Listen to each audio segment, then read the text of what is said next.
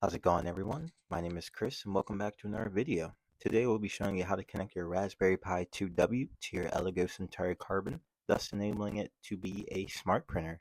This will allow you to control your printer and view your prints from anywhere in the world as long as your Raspberry Pi is running on your network.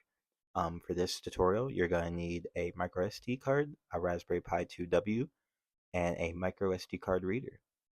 So without further ado, let's get started.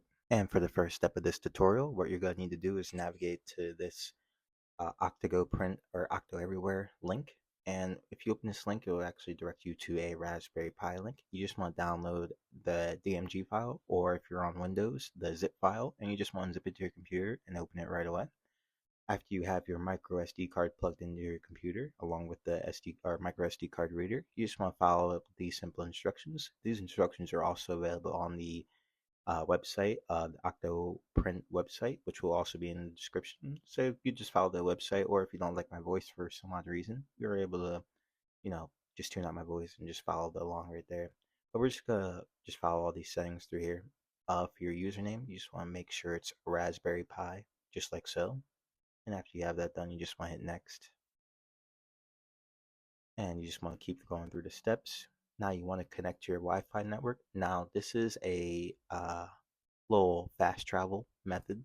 If you have your printer connected to your internet already, when we get to the command terminal, when we enter the commands to connect our Raspberry Pi, your printer will actually automatically be detected because it's on your network. So that's also a great way to speed up this process. You want to make sure you have SSH enabled. Now, this is a big key one. Make sure you have this enabled. Otherwise, there's no point of watching the rest of this tutorial. It's not going to work regardless. So we're just going to turn that off. We don't need that. And we're just going to hit next. And after everything is complete, you just want to hit right. And after that's done, we're going to head back over. All right, ladies and gentlemen, after your card has been successfully written and you have the boot loaded up on an SD card, you're able to insert the SD card into the Raspberry Pi, and you want to power the Raspberry Pi on by using the USB cable provided with the Raspberry Pi. So after we connect it here, we're going to see the Raspberry Pi light up green. It's actually going to flash a couple times.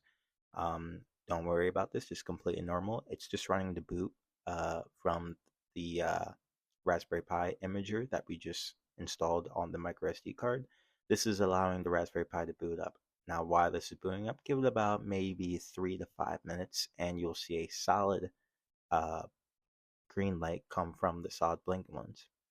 After that, you want to open your command or your terminal. I'm sorry, uh, whether on your Mac or Windows, and you just want to enter the following command.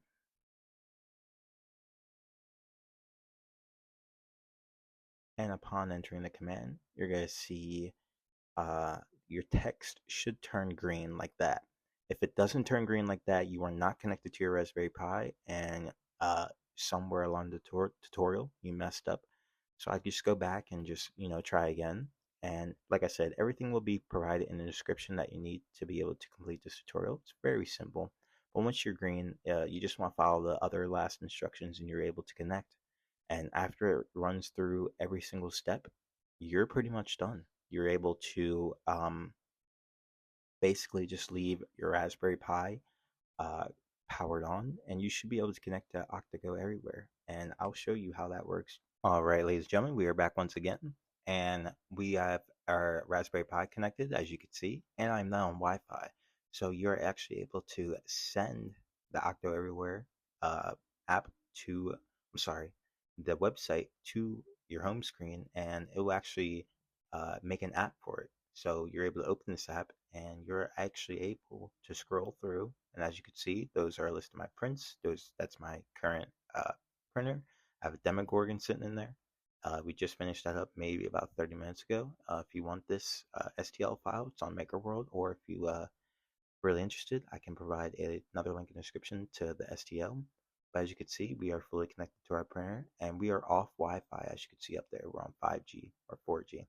But that's pretty much it, ladies and gentlemen. I hope this tutorial helped, and I hope you enjoyed.